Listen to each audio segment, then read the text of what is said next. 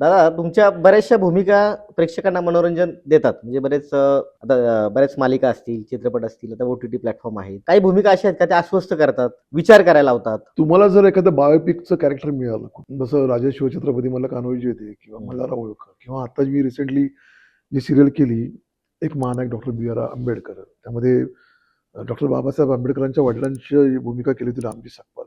मग तुम्ही एखादं कॅरेक्टर करताय की जे लोकांना माहीत आहे, तर त्याचा अभ्यास करणं तुम्हाला फार गरजेचं असतं. मग मी बाबासाहेबांची जेवढी पुस्तकं ज्यांनी ज्यांनी दिली ती बऱ्यापैकी वाचली. नंतर मला कळलं की हा एवढा मोठा माणूस आहे की 100 वर्षांपूर्वी रामजी सकपाल हे इंग्रजांच्या मुलांना इंग्रजी शिकवत होते. तू म्हणजे विचार कर, हा माणूस किती ग्रेट असेल. काही गोष्टींमुळे हे मागे पडले असतील, मान्य मला, पण त्याची विचार करण्याची शक्ती केवढी मोठी आहे विचार कर. आणि मग ती भूमिका करता करता करता आहे ना, इतकं गेलो, वाचन झालं.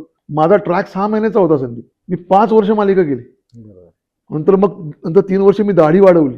जसं वय जसं कॅरेक्टर वाढत गेलं. बरोबर. एक तर मुळात ह्या रामजी सकपाल ह्या भूमिकेनं खूप दिलं. म्हणजे मला जर कोणी विचारलं की तुमची सगळ्यात आवडती भूमिका कुठली, तर मी रामजी सकपाल. मालिका संपली, संदीप तुला खोटं वाटेल, मी 2 महिने घराच्या बाहेर पडून होतो. मला त्यातून माहिती आहे, मी त्यातून बाहेरच पडलो नाही. दाढी बिडी पहिली कापून टाकली नाही, यार आपल्याला फ्रेश व्हायचं. मी 2 महिने काही काम केलं नाही. खात होतो, फिरत होतो, एवढंच करत होतो.